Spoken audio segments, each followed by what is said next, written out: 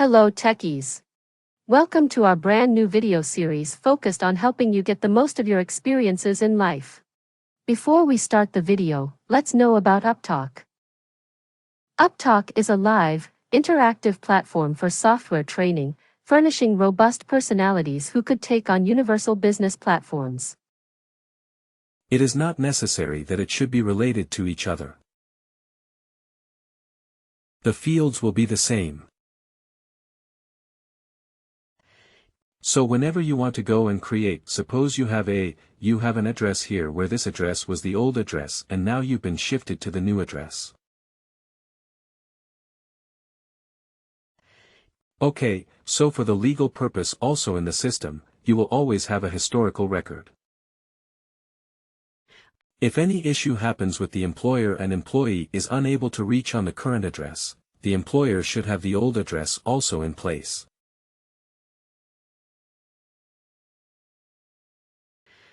Yes, I'm giving an example, but don't try to replicate on a practical way. If you want to replicate on a practical way, I can also give you another example.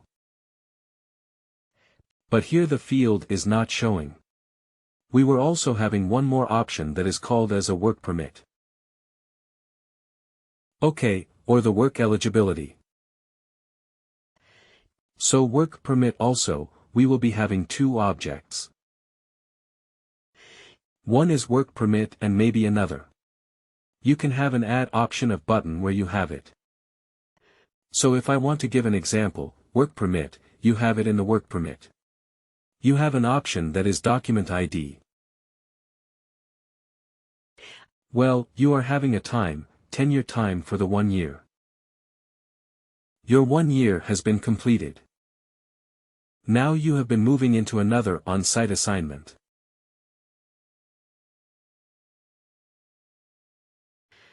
So when you are going into another on-site assignment, again in the work permit you will be going and creating with a new effective date, new country, new document ID, everything will be there.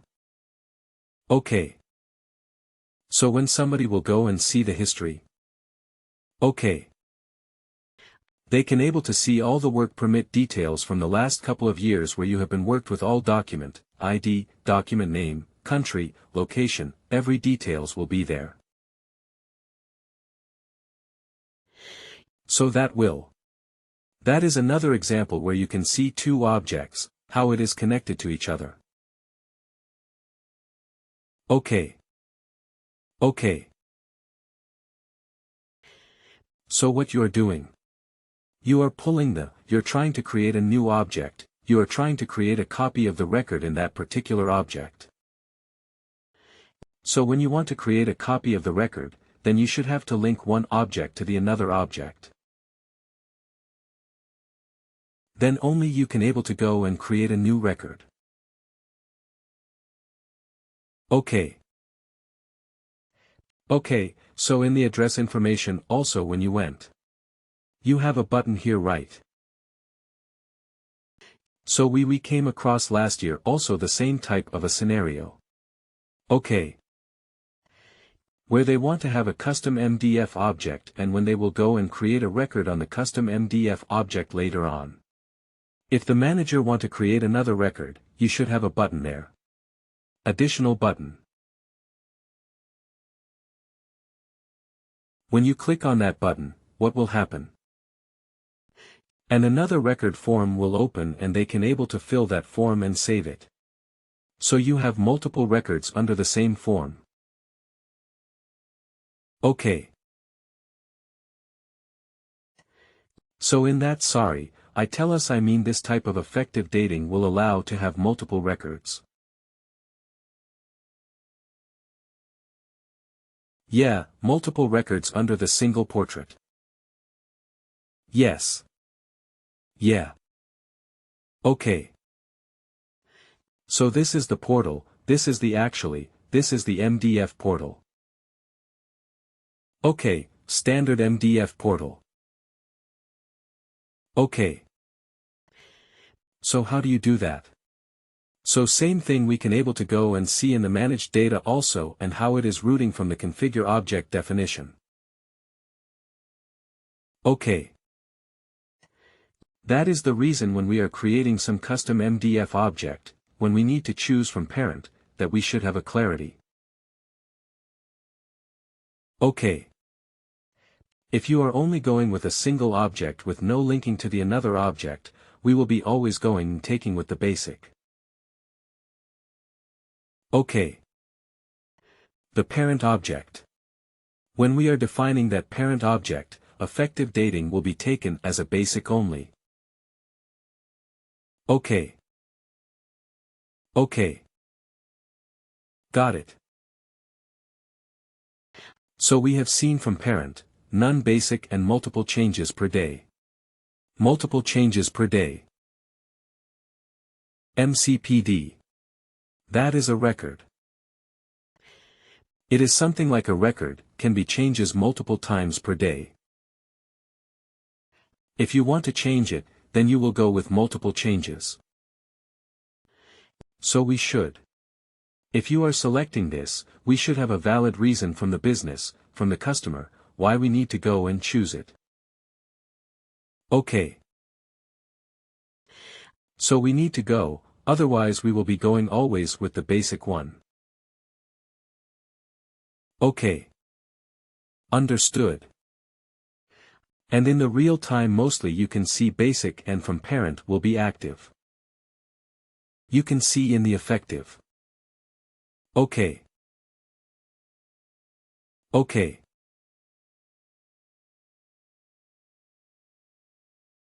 Now coming into API visibility. So when you discuss about API visibility, API is something like it is connecting with the integration, right? So, whatever the fees which we are defining under the object, that field, how it will look in the API. Okay. In the integration. It should be editable. It should be readable. It should be not visible. That will be controlled from this particular field, that is, API visibility. Okay. And it is only applicable with API visibility. Generally, it is only applicable when you are creating a custom option. Okay, in the standard objects, by default it will be specified as editable. Okay. Got it. So in the custom object. It will be so in the custom object. We have an option. You want to make it further into readable, or it should be not visible. The same thing will be reflecting in the integration tool. API is connected with the integration. Okay. So that we can see in the API visibility. Okay, and coming into the standard objects, by default for the API visibility, it will be always showing as editable. Okay. So that's it. Then we have the status. We know that that is active and inactive. MDF version history. So when you go into the MDF version history, what is an MDF version history? First of all, this feature is used to capture the audit information that can be pulled into a change audit report.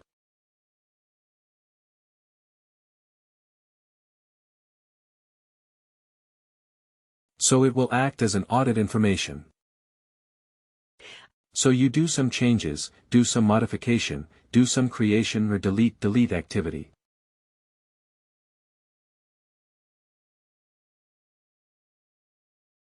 Okay, all these things will be captured under the audit information with the help of a MDF version history.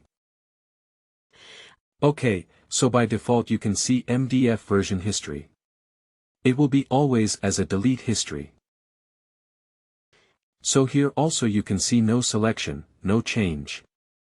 No will act as a same, delete history and a complete history. So what is all about this drop-down? So if you are selecting something as a no or no selection, it indicate no or no selection. It indicate that no history will be no selection will be a no select. No selection. If you're selecting, then it indicate that history record, no history record. I didn't been stored for any of the operation. Okay, you may be performed some operation. Change operation, delete operation. So in that case no audit information will be stored. If you are selecting here as a no selection or a no. Okay, so in that case no history will be there and no audit record will be generated. Okay. Delete history is something if you're selecting. If it is selected as a delete history, then if this option is selected, then only the audit record which is done by the operation, that is, a delete operation of that particular object, are generated. So daily data deleted something, the data which is being deleted with the help of a full purge. Okay, all these things will be captured under the audit information. If you're Please do like, share and subscribe to our channel. For more information, contact us at sales@upptalk.com.